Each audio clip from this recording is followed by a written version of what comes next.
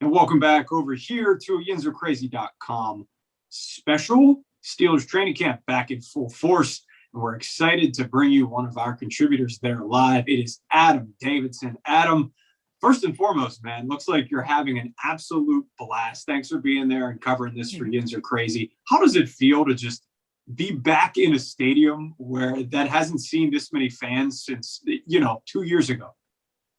Yeah, it's absolutely really unbelievable considering the pandemic and having Heinz Field be the location instead of Latrobe as it was in previous. It was really dating back to the 76ers. But it's a great atmosphere. Fans are excited. I'm here in the Great Hall, backed into a corner here to make sure that nobody can really, get in the way of the video. But you can see as I pan across, there's some fans getting concessions, and they're amped up. I said to you earlier, TJ Watt and Mike Fitzpatrick are revving the crowd up. And Juju's dancing like he always does, so it's exciting. I want to make a note out there that I am not currently at training camp. Shout out to Steelers Wire, Kurt Popejoy and the gang over there wrote an article and took a Deontay Johnson tweet of mine, which we'll get into shortly here, and said that I was at camp. That is not the case. I wish I was there. I'm there virtually. I'm there in spirit, but I got my team there. So, of course, I'm excited to ask you some of the hot button topics that's on everybody's mind today. Let's start with one that maybe I haven't seen a ton of tweets about so far, Adam. And obviously the Steelers have been searching for their next slot corner ever since the departure of Mike Hilton to the Bengals this offseason. A lot of candidates in the mix for that spot, including some rookies and even some veterans. What have you seen today from that group? Yeah, the nickel corner competition is pretty exciting to me, for one, because I see Antoine Brooks getting the shot in his second year, which is rare for a young guy to step in and kind of be given that opportunity straight away.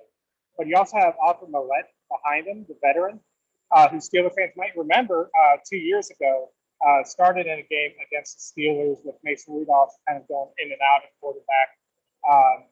Arthur Millette has a tendency to really stick his nose in and make a big tackle here and there, which is what the Steelers want from the nickel corner position.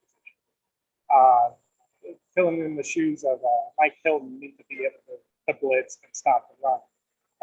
So far at camp, I have seen Antoine Brooks defend a couple passes, knock down a few balls, almost get an interception.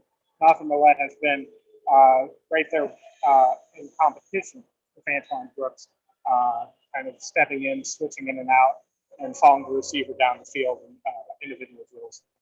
That's very interesting stuff. I think a lot of people out there, maybe unrealistic expectations for some of the rookies, guys like Shakur Brown or Mark Gilbert, to maybe jump in and take that role. But knowing the Steelers and how they operate, I wouldn't be surprised if somebody like Brooks, who's already been in the system for a year, does take over that spot and get a lot of playing time. Yeah. All right, so we know what Tomlin. May I make one point? Yeah, of course. Yeah, I just had this realization last night that just dawned on me out of nowhere, that the depth charts is really mysterious this time of year. If you go back 2 years ago, you had Cam Kelly starting in the secondary. Yep. And years before that, Shamarko Thomas at safety. Unfortunately for them, week one didn't turn out so well. That was games against New England in New England. And weeks later, they moved on from those two.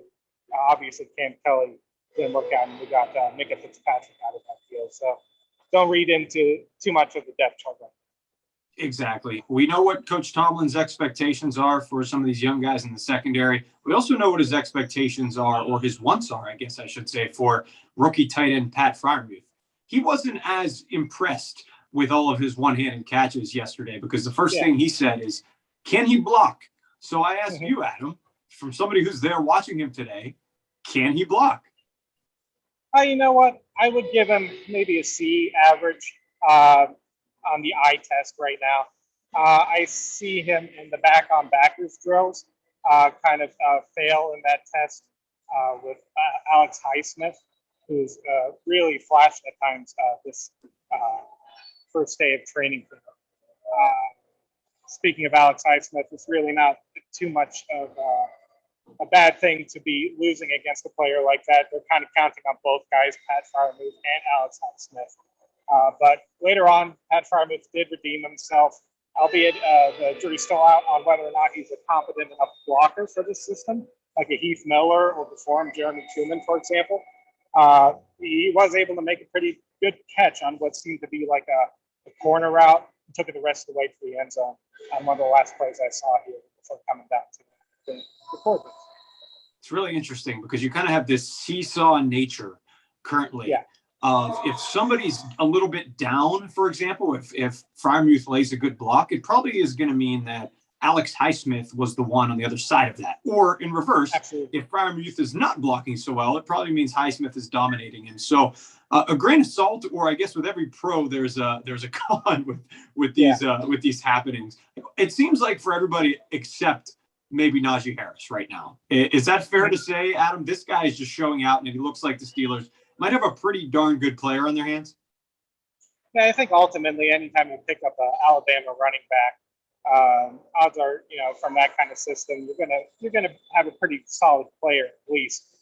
So going into this first day, getting to see him, I wasn't sure what to expect other than I knew he'd be above average. He was very above average today. In the first run session I saw at midfield with a handoff from Ben Roethlisberger, so obviously running first team. He took the ball about 15 yards, breaking tackles, going into the secondary, probably shed about 3 tackles. Unfortunately for him, though, the next 3 plays kind of got stuffed by the guy we mentioned earlier, Alex Highsmith. Very good job by him to redeem himself well, not to redeem himself. He did great against Pat Freiermuth. Did great against Najee Harris in the defense. One of the standouts today was definitely Alex Highsmith, but Najee Harris got some good plays in as well. Yeah, good to see Highsmith holding strong there on the edge.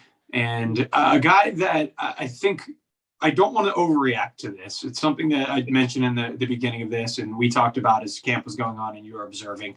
It's not like he's going to get cut anytime soon, but it appears Deontay Johnson hasn't completely fixed the drop bug that hampered him a little bit last year. Am I reading into that correctly? Yeah, I mean, really one of the first moments of training camp, if I go through the memory bank here in the weeks following this, that I'll remember is a drop by Deontay Johnson on the sideline, a kind of a go route. He just bobbled it. Well, it was above his head, catchable, went through his fingertips, is what the actual play was. So as a pro, as a guy entering his, I want to say 3rd year now, he's going to definitely be counted on to make those type of plays on a 100% basis. So, a little bit concerning, but again, as is the case with a lot of guys here, they get a chance to redeem themselves. He took a couple of plays to the end zone, finishing runs, running after the catch, and showing some good hands overall. It's like, Coach Tomlin or somebody got in his ear and he said,